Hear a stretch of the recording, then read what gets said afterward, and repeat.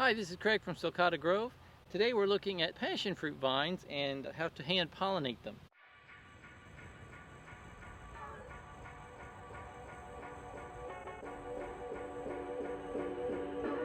We're looking at hand pollinating passion fruit. This is the flower of the passion fruit, and down here on the lower layer we have 5 anthers. Those are the male parts that produce pollen, and up here at the top we have 3 different stigma, which are the female parts, and they have a little pad on them. It looks a little bit like a cat's foot with a little pad under the cat's foot. That's the receptive part. So if you're crossing it with itself, which some passion vines are self-fertile, and most of them actually will get pollinated just by the bees. To get to the nectaries down below, they'll brush up against the anthers and pick up pollen, and then they'll also brush against the stigmas to fertilize them.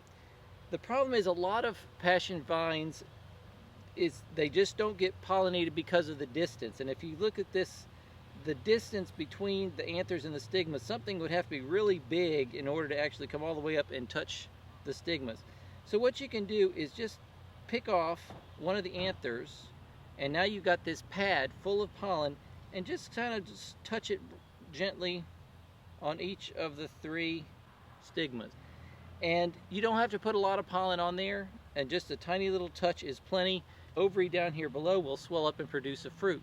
And that's pretty much all there is to it. Now, if some are supposedly have inactive pollen, and they won't cross with themselves, and so you have to have a different variety. And so it's very easy though to go around it. I've actually already done this. I went and picked several anthers from a different variety of passion fruit, and so I'm going to use this and go around with some of these other ones. And again, just a quick touch on